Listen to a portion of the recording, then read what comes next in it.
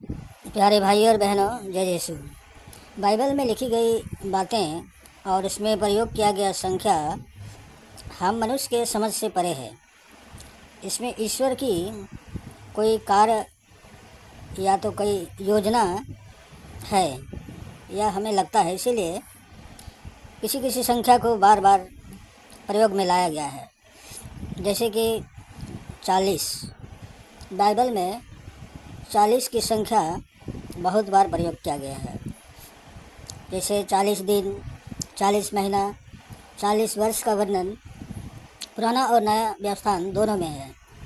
हम जाने कि यह कहाँ कहाँ उल्लेख किया गया है। जैसे उत्पत्ति 5:13, 7:4, 7:12, 7:17, 8:6, 18:29, 25:20, 26:34, 32:15, 50:3। निर्गमन में 16:35, 24:28, 26:19, 26:21, 34:28, 36:24 और 26 में। गिनती में 1:33, 2:19, 13:25, 14:33, 34, 26:18, 32:13, 33:38। व्यवस्था विवरण में 1:3, 2:7, 8:2, 4, 9:9, 9:11, 9:18, 9:25, 10:10, 25:3, 29:5। यशुआ में 4:13, 5:6, 14:7। न्यायों की किताब में 3:11, 5:8, 31, 8:28, 12:14, 13:1। 1 सामुएल में 4:18, 17:16, 2 सामुएल में 2:10, 5:4, 10:18। 1 राजा में 2:11, 4:26, 6:17, 7:38, 11:42, 19:8। 2 राजा में 8:9, 12:1। 1 इतिहास में 12:36, 19:18, 26:31, 29:27। 2 इतिहास में 9:30, 24:1। नमयाह में 5:15, 9:21। अय्यूब में 42:16। भजन संहिता में 95:10। यजेकिएल में 4:6, 29:11, 12:13, 41:2, 46:22। आमोस में 2:10, 5:25। योना में 3:4। मत्ती में 4:2। मार्कुस में 1:13। लूका में 4:1। प्रेरित के काम में 1:3, 4:22, 7:23, 30, 36, 42। उसके बाद 13:18, 13:21, 23:13, 21।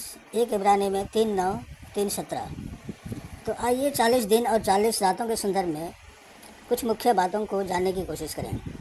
हम बाइबल में 40 के महत्व को नूह की कहानी में देखते हैं, जिसमें परमेश्वर उत्पत्ति 7:4 में घोषणा करता है, अब से 7 दिन बाद मैं पृथ्वी पर 40 दिन और 40 रात तक जल बरसाऊँगा और मैं पृथ्वी के चेहरे से उन सभी जीवित प्राणियों को मिटा दूँगा जिन्हें मैंने बनाया है। बाइबल हमें बताती है कि 40 दिनों तक बारिश हुई, जैसा कि परमेश्वर ने वादा किया था। जब हम मूसा और परमेश्वर द्वारा उसके साथ की गई वाचा को देखते हैं तो कहा जाता है कि मूसा परमेश्वर के पर्वत पर चढ़ गया था, जहाँ वह 40 दिन और 40 रात तक रहा। 40 बरस बीत जाने के बाद माउंट सिनाई के पास रेगिस्तान में एक जलती हुई झाड़ी के लपटों में मूसा को एक स्वर्गदूत दिखाई दिया। इसके बाद 3 महान हिब्रू राजाओं शाऊल, डेविड और सोलोमन के बारे में कहा जाता है कि उन्होंने 40 साल तक शासन किया। बाइबल में 40 साल को एक पीढ़ी माना जाता है, यानी इजरायलियों का एक नया समूह जो उठता है और ख़ुद को बनाए रखता है और फिर मर जाता है। उनके शासन के 20 साल समृद्धि और 20 साल बर्बादी से चिन्हित थे। इजरायली लोग कनान की खोज में 40 दिन बिताते हैं और व्यवस्था विवरण 25 में न्यायाधीश द्वारा दोषी व्यक्ति को दी जाने वाली कोड़ों की संख्या के लिए 40 की सीमा निर्धारित की गई है। हम प्रेरितों के काम 1:3 में यह भी देखते हैं कि क्रूस पर चढ़ाए जाने और स्वर्गारोहण के बीच 40 दिन थे। बार बार दोहराए जाने वाले अंक यह 40 निश्चित रूप से ईसाइयों के बीच रुचि जगा सकता है, और जबकि ऐसा लगता है कि 40 दिन और 40 रात और ऐसे अन्य संदर्भ के वर्णन के मामले में यह संख्या शाब्दिक है। शायद इसका कोई गहरा अर्थ हो। कई विद्वानों का मानना है कि इस संख्या का संबंध परीक्षणों या परिवीक्षा से है, क्योंकि इसका प्रयोग पूरे धर्म ग्रंथों में किया गया है। बाइबल में 40 नंबर के बारे में कोई निश्चित व्याख्या नहीं दी गई है और ना ही बाइबल में 40 के महत्व के बारे में बताया गया है। इसलिए हमें यह समझने की कोशिश करनी होगी कि यह नंबर इतनी बार क्यों आता है।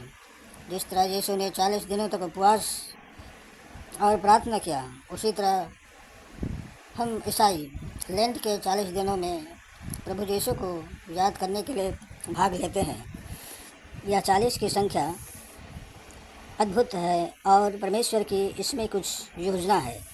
इसके बाद भी बहुत से अंक हैं जिसके बारे में मैंने पहले ही बता चुका है। 3 का, 6 का, 9 का और 12 का प्रयोग किया जा चुका है, जिसकी वीडियो मैं पहले जारी किया जा चुका हूँ। अनुरोध है, कृपया देखने की कृपा करें। जय यीशु, आमीन। ईश्वर आपको आशीष दे। समाप्त।